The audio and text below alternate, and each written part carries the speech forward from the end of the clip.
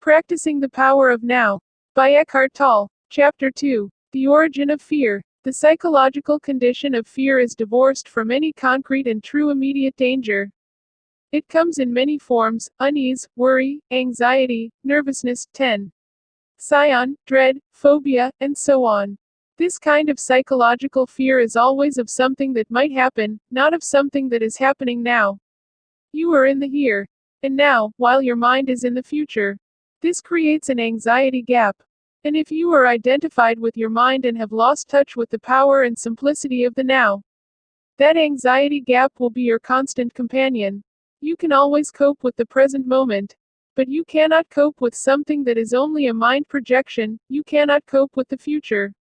Moreover, as long as you are identified with your mind, the ego runs your life. Because of its phantom nature, and despite elaborate defense mechanisms, the ego is very vulnerable and insecure. And it sees itself as constantly under threat. This, by the way, is the case even if the ego is outwardly very confident. Now remember that an emotion is the body's reaction to your mind. What message is the body receive? Continuously from the ego, the false, mind-made self. Danger, I am under threat. And what is the emotion generated by this continuous message? Fear, of course. Fear seems to have many causes.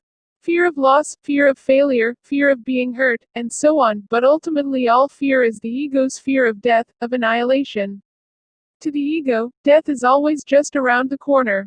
In this mind-identified state, fear of death affects every aspect of your life. For example, even such a seemingly trivial and normal thing is the compulsive need to be right in an argument and make the other person wrong. Defending the mental position with which you have identified is due to the fear of death.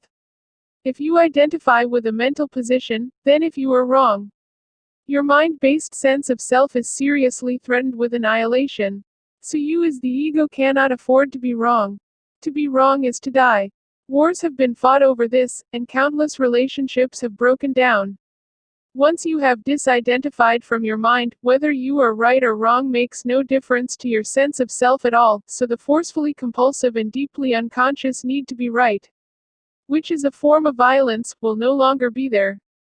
You can state clearly and firmly how you feel or what you think, but there will be no aggressiveness or defensiveness about it. Your sense of self is then derived from a deeper and truer place within yourself, not from the mind.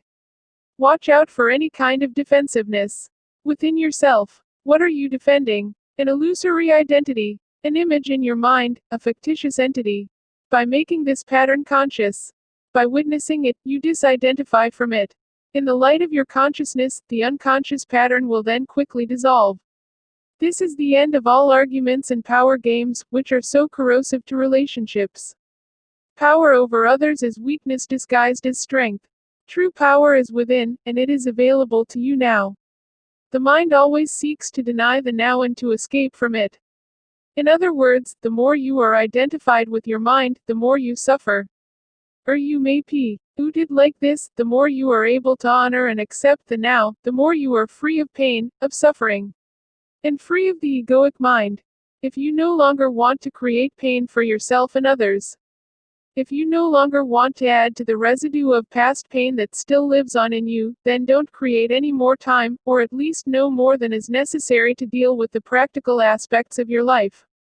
How to stop creating time? Realize deeply that the present moment is all you ever have. Make the now the primary focus of your life. Whereas before you dwelt in time and paid brief visits to the now, have your dwelling place in the now and pay brief visits to past and future when required to deal with the practical aspects of your life situation.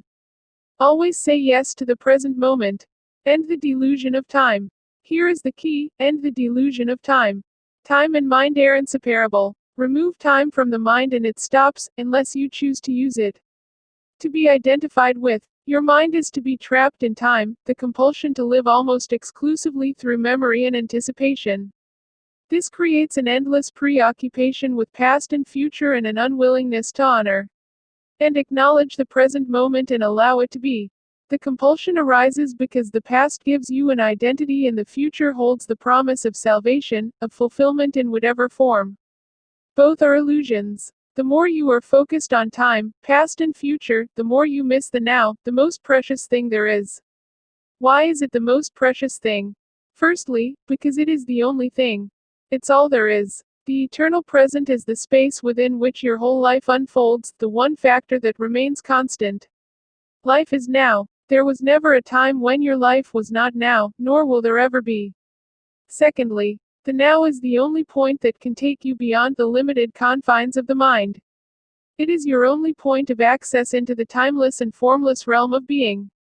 Have you ever experienced, done, thought, or felt anything outside the now? Do you think you ever will? Is it possible for anything to happen or be outside the now? The answer is obvious, is it not? Nothing ever happened in the past, it happened in the now. Nothing will ever happen in the future, it will happen in the now. The essence of what I am saying here cannot be understood by the mind. The moment you grasp it, there is a shift in consciousness from mind to being, from time to presence. Suddenly, everything feels alive, radiates energy, emanates being. End of chapter 2.